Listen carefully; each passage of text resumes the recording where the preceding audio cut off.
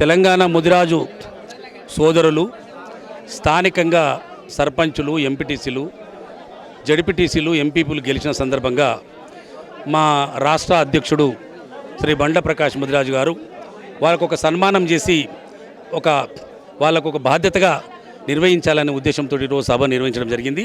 పెద్ద ఎత్తున తెలంగాణ నుండి అందరూ రావడం జరిగింది.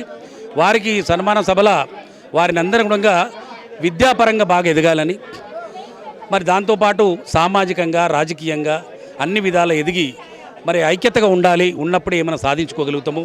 రేపు రాబోయే కాలంలో మన పిల్లలందరినీ ఏది ఏమైనా పై చదువులు చదివించి విద్య నేర్చుకుంటే అన్నీ సమకూరుతాయి. విద్య లేకపోతే ఏమి సమకూరాయి కనుక ఆ విద్యను బాగా నేర్చుకొని వివిధ రంగాలల్లో వ్యాపార రంగం కానీ, వ్యవసాయ రంగం కానీ బ్రహ్మాండంగా ఎదగాలి. రాబోయే కాలంలో మీరందరూ రాజకీయంగా అన్ని విధాలు ఎదగాలని పిలుపు ఇవ్వడం జరిగింది. దాంతోపాటు మత్స్యశాఖ మన కులవృత్తి. ఈ మత్స్యశాఖను మరి పెద్ద ఎత్తున కేసీఆర్ గారు ప్రాజెక్టులు కట్టి ఈరోజు మొత్తం చిల్డ్రన్ని కెనాల్స్ అన్ని నింపుకోవడం జరిగింది. పెద్ద మనకు ఆర్థికంగా ఇచ్చేటువంటి మత్స్యకారను మనము గ్రామాన సొసైటీలు చేసుకొని మరి మత్స్య సంపదను పెంచుకొని వ్యాపార పరంగా ఆర్థికంగా బాగుపడి మన పిల్లలను బాగా చదివించుకొని అన్ని రంగాలలో ఎదగాలని పిలుపునివ్వడం జరిగింది. ఈరోజు కొరువి కృష్ణస్వామి ముదిరాజు గారి 126వ జయంతి సందర్భంగా ఈరోజు తెలంగాణ ముదిరాజు మహాసభ ఆధ్వర్యంలో ఈరోజు జడ్పీటీసీ, ఎంపీటీసీ, ఎంపీపీ, సర్పంచ్లకు సన్మాన కార్యక్రమం నిర్వహించడం జరిగింది.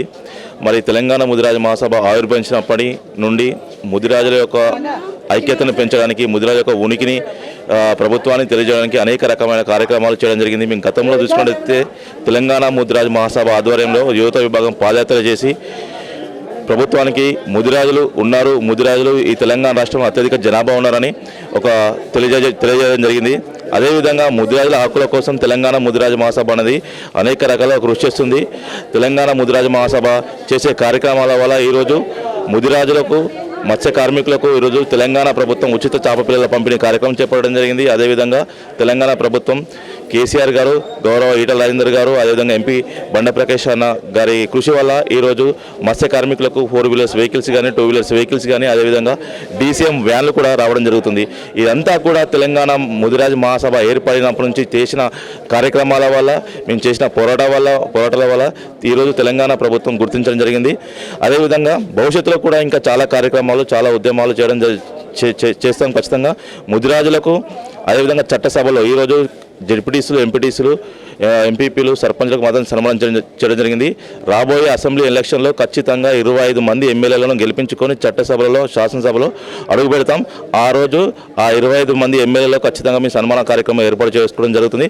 ఆ దిశగా ఈ తెలంగాణ ముదిరాజు మహాసభ యువత విభాగం కానీ, ముదిరాజు మహాసభ కానీ ఖచ్చితంగా మేము అడుగులు వేయడం జరుగుతుంది అని మీ అందరికీ తెలియజేసుకుంటున్నాను. నా పేరు పండుగ బాలు ముదిరాజ్, కరీంనగర్ ఉమ్మడి జిల్లా యువత అధ్యక్షుడు. జై ముదిరాజ్. జై ముదిరాజ్. ముఖ్యంగా ముదిరాజులు అంటే అటవీ పుత్రులు. మరి ముదిరాజులు చేసేదంతా అటవీకి సంబంధించిన పండ్లు అమ్మడము, పువ్వులు అమ్మడము, కూరగాయలు అమ్మడము, ఇట్లాంటివి రకరకాలు. అదేవిధంగా ఇవి అమ్మడమే కాదు, ముదిరాజులు అంటే చాలా టెంపుల్స్లో, ఆలయాలలో ముదిరాజులంతా పూజారులుగా కూడా ఉన్నారు. ఎంతెందుకు ఇంత పెద్ద ఆలయం ఉంది ఇప్పుడు మనకి ఇక్కడ మాంకాళమ్మ టెంపుల్, ఉజ్జయిని మాంకాళ టెంపుల్. హైదరాబాద్లోనే చాలా ఆలయాలలో ముదిరాజులు పూజారులుగా ఉన్నారు. అదేవిధంగా అన్ని జిల్లాలలో కూడా ఎంటైర్ తెలంగాణలో అన్ని జిల్లాలలో చాలా వరకు మా ముదిరాజులు పూజారులుగా కూడా ఉన్నారు. అంటే రాజకీయాలలోనే కాదు, పూజారితనంలో కూడా మా వాళ్ళు ఉన్నారు. ముఖ్యంగా మేము చేయని పని అంటూ లేదు. ముదిరాజులు అంటే బంటు, మన్నె, బోయిని ఇట్లా రకరకాల పేర్లతో పిలువబడుతున్నారు. మన తెలంగాణలో కూడా అదర్ స్టేట్స్లో రకరకాలుగా పిలువబడమే కాదు, తెలంగాణలో కూడా ముదిరాజులని, ముతిరాజులని, ముదిరాజీలని అట్లా రకరకాలుగా పిలువబడుతూ ఉన్నారు. మరి మేము చేయని పని అంటూ లేదు. ముఖ్యంగా ముదిరాజులు అంటే చాలా నమ్మకమైన వాళ్ళు అనేది ఒకటి ఉంది. కాబట్టి అన్ని పనుల్లో మమ్మల్ని వాడుకున్నారు. అదేవిధంగా గత రాజకీయాలలో కూడా, ఎన్నేళ్ల రాజకీయాల్లో కూడా మమ్మల్ని వాడుకోవడమే జరిగింది. కాకపోతే ఇప్పుడు తెలంగాణ గవర్నమెంట్ మాత్రమే ముదిరాజులను గుర్తించి, ఇందాక పెద్దలు చెప్పారో ఏమేమి అవకాశాలు ఇచ్చారో అవన్నీ ఇచ్చారు.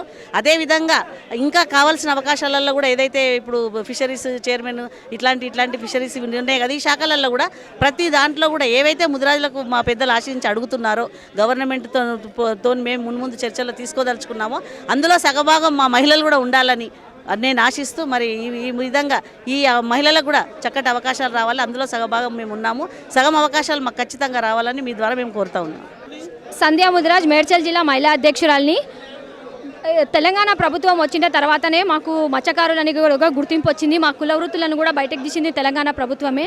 దాని ద్వారా మేము సొసైటీలు ఫామ్ చేసుకొని ఆర్థికంగా ఎదగడం కూడా ఆ సొసైటీ ద్వారా నలుగురం పని చేసుకొని కూడా బతుకుతున్నాము. ఎక్కడంటే అక్కడ మేము స్టాల్స్ పెట్టుకొని మాకు ఆర్థికంగా ఎదిగే ఉపాయం చూపించింది కూడా తెలంగాణ ప్రభుత్వమే.